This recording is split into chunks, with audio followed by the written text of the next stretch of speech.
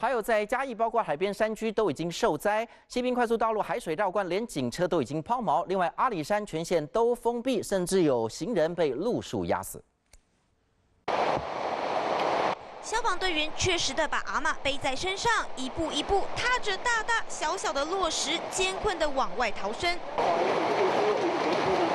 通往嘉义竹崎乡断须村的道路，因为豪大雨造成落石大量崩落，道路中断。受困在里面的居民，还能自己走路的，都赶快收拾包袱，爬着山壁逃出来。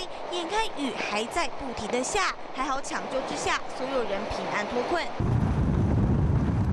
大雨加上大潮，也让布袋西滨快速道路海水倒灌淹没马路。一台警车为了救援抛锚的小货车，冲进水里，结果自己也抛锚困住了。